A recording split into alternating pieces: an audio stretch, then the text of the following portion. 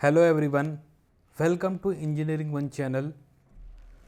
So this is the object oriented programming with Java classes lecture number 1.2. Okay so इस video में हम लोग कुछ टॉपिक के बारे में डिस्कस करेंगे like JVM, JRE and JDK and second topic होगा हमारा Java source file structure and third होगा हमारा compilation and execution of the Java programme. तो चलते हैं देखते हैं क्या होते हैं चार चीज़ें। सो JVM which is stand for the Java virtual machine. So what is Java which is stand for the Java virtual machine. Okay, so JVM is likely like an imaginary computer, it does not physically exist.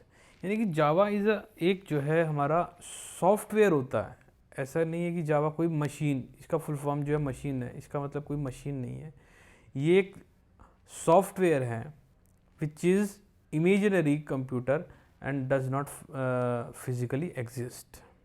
Okay. It runs Java programs and also program from other language that are converted into Java bytecode. Means JVM का actually work क्या होता है कि जो हमारा source code है उसको interpreted की हेल्प से ये क्या करता है कि जो सोर्स कोड होता है हमारा, सोर्स कोड को किस में कन्वर्ट कर देता है, बाइट कोड के अंदर कर देता है। क्योंकि हमारे मशीन को कौन सी लैंग्वेज आती है, इंग्लिश लैंग्वेज तो आती नहीं है, तो हमारी मशीन को ये तो वो बाइट कोड में 0 या 1 की फॉर्म ही समझ में आती है। सो JVM क्या करता है, इंटरप्रेटेड की हेल्प से converted into the Java code में कन्वर्ट कर देता है। Okay, it gives are place run time environment. Okay, ये कहाँ पर प्लेस होता है, रन टाइम एनवायरनमेंट में प्लेस होता है for the Java program to run, जहाँ पे हम लोग जावा प्रोग्राम को रन करते हैं। आगे देखेंगे इसमें डायग्राम के अंदर, तब आपको क्लियर होगी कि कहाँ पे प्लेस होता है। Okay, JVM works on different hardware and software system, यानी कि ये प्लेटफॉर्म पे डिपेंड करता है।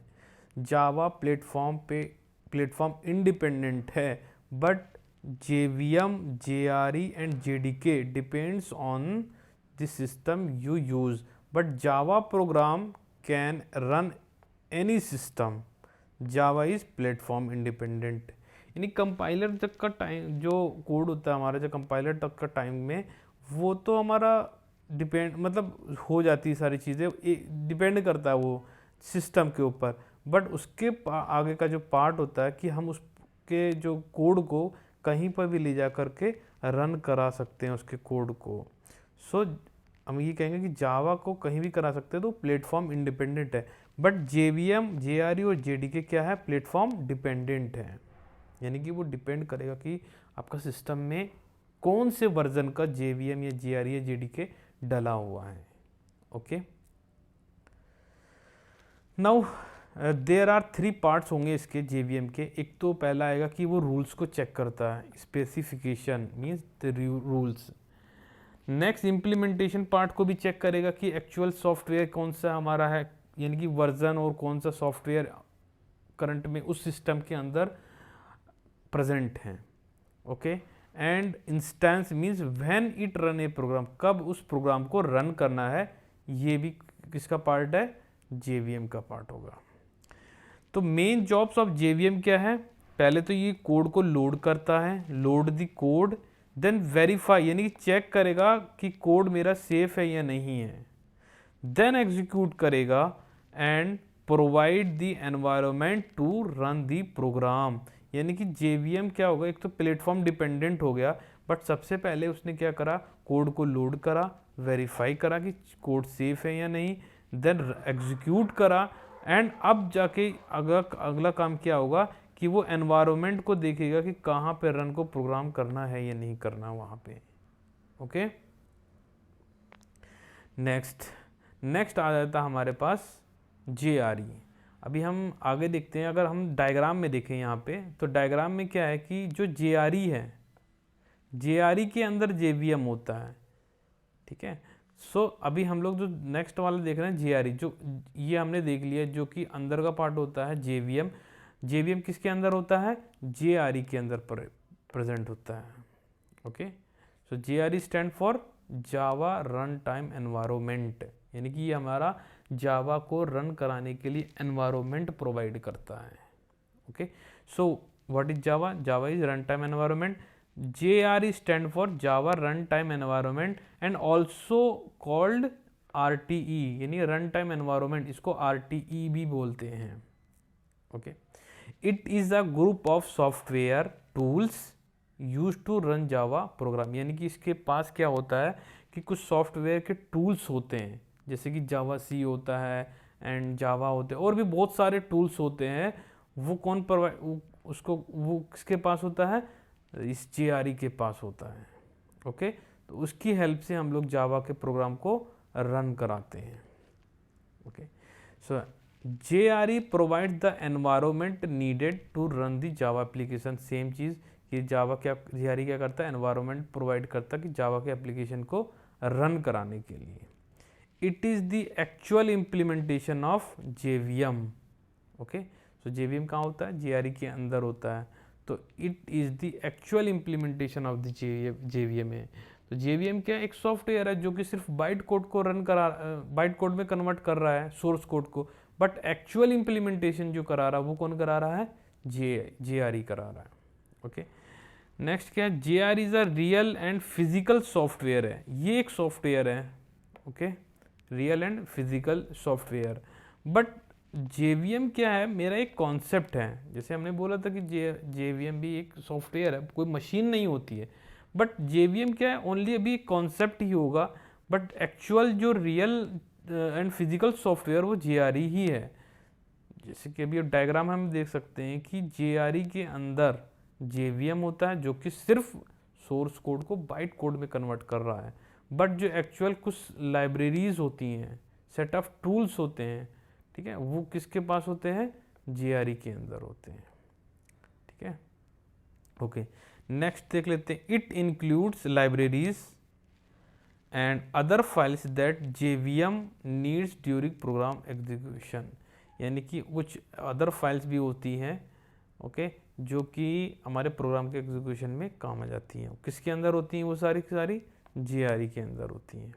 Okay, not just Sun microsystem but many companies create their own version of JVM, यानी कि हर एक कंपनी का जो भी सिस्टम होगा उसका अलग अलग वर्जन होगा JVM का। ओके, तो मैंने जैसे बताया कि प्लेटफॉर्म डिपेंडेंट हो गया कि हर एक जो भी कंपनीज होगी उस सबका अपना अपना वर्जन ऑफ JVM प्रेजेंट होगा। ओके, सो नेक्स्ट आ जाता है JDK। Okay, full form is Java development kit, यानी कि नाम से पता चल रहा है कि जावा जो है ये किट है पूरी एक। उस किट के अंदर क्या क्या प्रेजेंट हो गई? JVM प्रेजेंट हो गई। ओके, JVM प्रेजेंट हो गई, JRE प्रेजेंट हो गई। अब JRE के अंदर कौन सी चीज़ें होती हैं? JVM and set of libraries होंगी। ठीक है, और जो JVM को हेल्प करेंगी प्रोग्राम को एग्जीक्यूट कराने के लिए, जो फाइल्स नीड होगी वो सब किसके अंदर प्रेजेंट होगी? JRE के अंदर होगी। और JDK के अंदर ये भी JVM, JRE और डेवलपमेंट टूल्स, यानी कि जैसे कि जावा जब भी हम कंपाइल कराएंगे और एग्जीक्यूट कराएंगे तो कौन से टूल की हेल्प होती है? वो होती है हमारे पास जावा और जावा सी की ज़रूरत पड़ जाती है। ओके, तो देख लेते हैं। JDK is use to create, develop and run Java programs. Okay, पूरा जो होल किट है वो क्या है? JDK है। Then JVM run Java program line by line. Okay, JVM क्या करता है?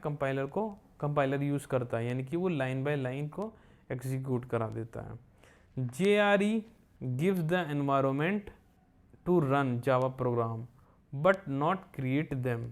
ओके, ये एनवायरमेंट प्रोवाइड करता ओनली, क्या कराता है? Java run time environment, give the environment to run Java programs. Okay, so तीनों चीज़ आपको आई होप समझ में आई होंगी कि JDK पूरी किट होती है जिसके अंदर JVM, JRE और अदर टूल्स भी प्रेजेंट होते हैं। GRE क्या करता है, एनवायरनमेंट प्रोवाइड करता है जावा प्रोग्राम को रन करने के लिए, और JVM क्या करता है कि हमारा जो कोड है सोर्स कोड उसको बाइट कोड में कन्वर्ट करने के लिए हेल्प करता है। ओके, इंटरप्रेटर की हेल्प से। इंटरप्रेटेड क्या करेगा, लाइन बाय लाइन एग्जीक्यूट कराएगा, interpreted. Okay, so next topic देख लेते हैं कि जावा का सोर्स फाइल स्ट्रक्चर क्या होगा। यानी कि जब भी हम लोग जावा लिखेंगे तो उसके अंदर कुछ चीज़ें होंगी जो कि वेल मेंटेन होती है, स्ट्रक्चर्ड वे में होती है, तो उसमें क्या क्या चीज़ों की ज़रूरत पड़ेगी तो वो देख लेते हैं।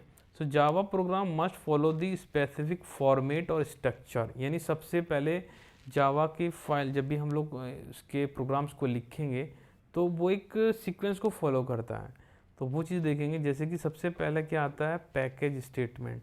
तो फर्स्ट लाइन में हम लोग अगर हमें नीड है कि उसको एक पैकेज बनाना है तो हम स्टार्टिंग में क्या बनाएंगे, पैकेज बनाएंगे। पैकेज क्या होता है, ग्रुप ऑफ रिलेटेड क्लासेस होती हैं, यानी कि उस पैकेज के अंदर बहुत सारी क्लासेस हो सकती हैं, इंटरफेसेस हो सकते हैं, सब क्लासेस हो सकती हैं। ठीक है, अब आगे देखेंगे कि क्लासेस कैसे बनाते हैं, इंटरफेस क्या होते हैं, सब क्लासेस होती है। सब क्लास मतलब बहुत सारी क्लासेस, एक क्लास के अंदर पेरेंट क्लास होती है और एक आपकी चाइल्ड क्लासेस होती हैं। Okay, helps organise the code neatly.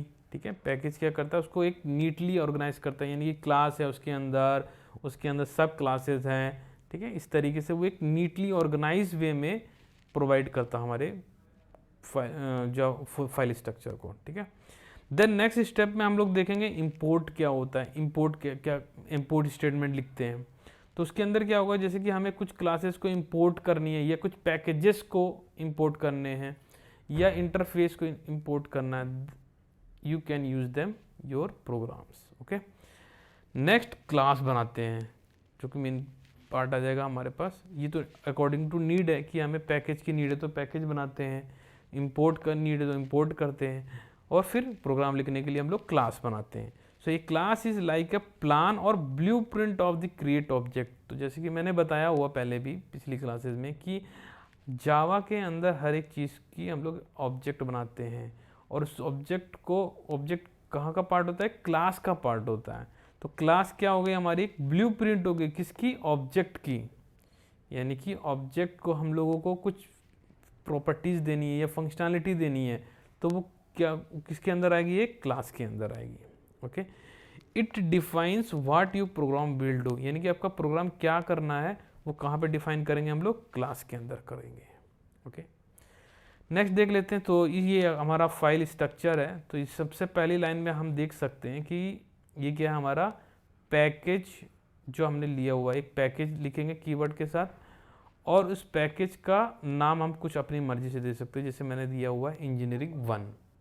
ठीक है, उसके बाद हमने एक क्लास को इंपोर्ट किया है इंपोर्ट कीवर्ड के साथ, जो कि क्लास उसका जावा है और सब क्लास उसका क्या है, यूटिल है।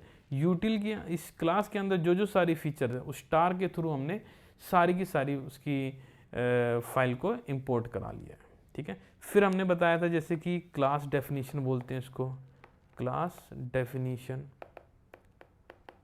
डेफिनेशन यानी कि क्लास एक कीवर्ड है। ठीक है, उस क्लास का नाम हमने क्या दिया हुआ है, E1। क्लास का भी आगे भी देखेंगे कि क्लास का जो भी पहला लेटर होता है वो कैपिटल होता है। फिर करली ब्रेसेस ओपन करेंगे और क्लोज करेंगे, इसके अंदर हम अपना कोड लिखते हैं। ओके, तो जैसे मैंने एक डेटा लिया हुआ इंटीजर x, तो ये किसकी बॉडी, इसको बोलते हैं बॉडी ऑफ द क्लास। ये क्या हो गई हमारे यहाँ से यहाँ तक, बॉडी ऑफ द क्लास हो गई। ओके, चलिए, तो ये हो गया हमारा क्या, जावा सोर्स फाइल का स्ट्रक्चर हो गया। ओके, नेक्स्ट देखते हैं जावा सोर्स फाइल में और क्या क्या नीड की ज़रूरत होती है, कि अगर उसके फाइल के स्ट्रक्चर कैसे कैसे होता है। सो हम लोग कुछ देख लेते हैं कि working with Java source file, यानी कि number of classes in one file. अगर मैं कोई प्रोग्राम लिखता हूँ तो उसमें नंबर ऑफ क्लासेस कितनी हो सकती हैं। भाई हम लोग सारी चीज़ें क्लास के अंदर ही लिखते हैं कोड, तो क्लास कितनी हो सकती हैं।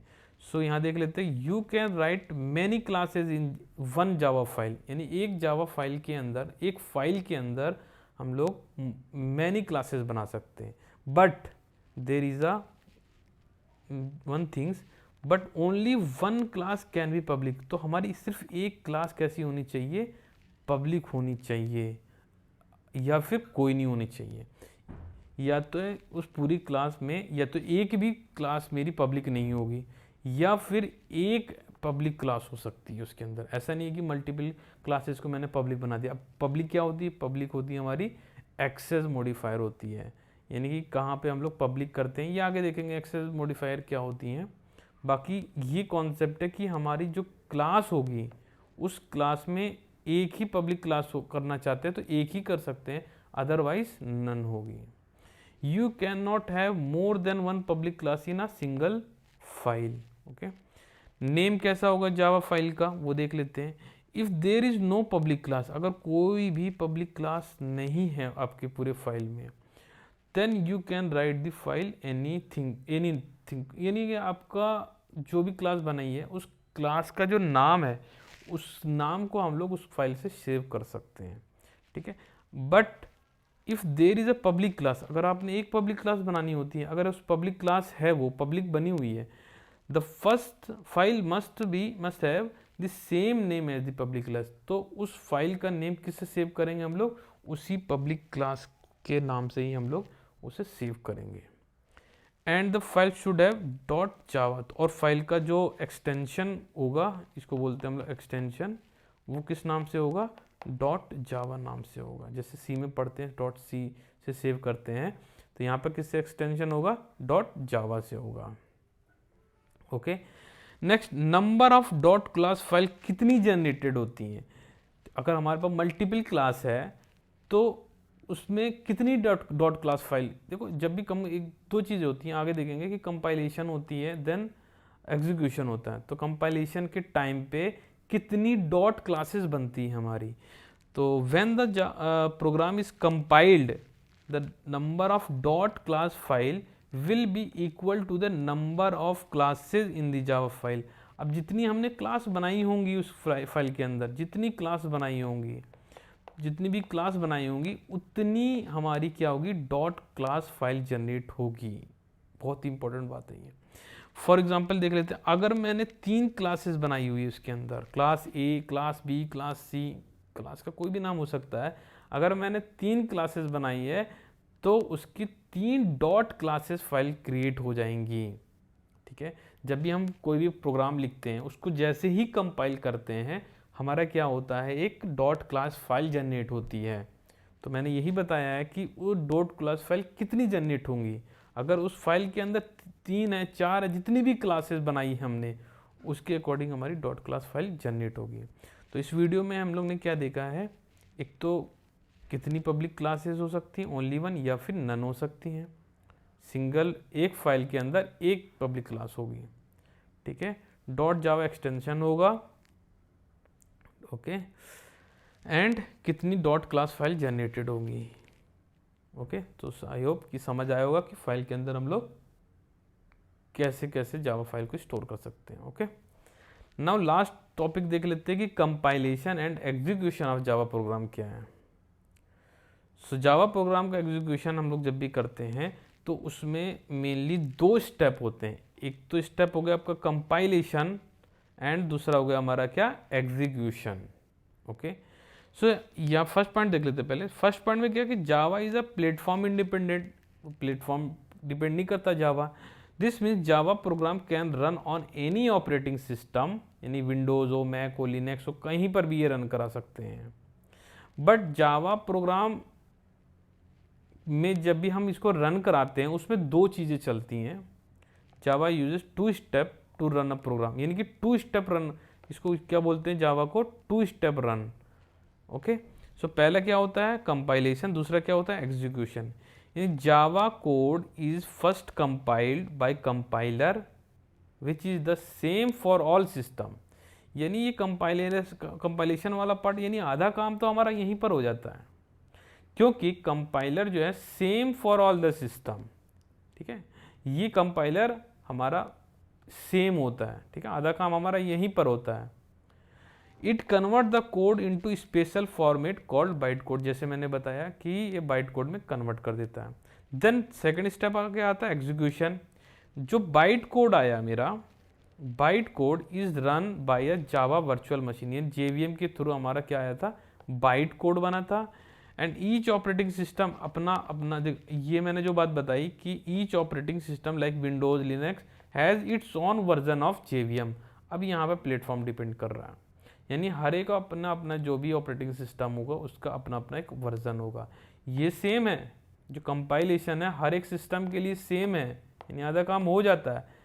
ये प्लेटफॉर्म इंडिपेंडेंट है, मतलब जावा यहाँ पे कहेंगे हम प्लेटफॉर्म इंडिपेंडेंट है, बट यहाँ पर जेवीएम सबका अपना अपना अलग अलग हो गया। ओके, सो आई होप आपको ये 3 टॉपिक समझ आए होंगे। अगर आपको इसमें सब ये सारी चीज़ें समझ आ रही हैं तो आई होप समझ आ रही होंगी, मैंने कुछ अच्छा बताया हुआ है। So thank you so much, please share, subscribe and like this channel. Thank you so much.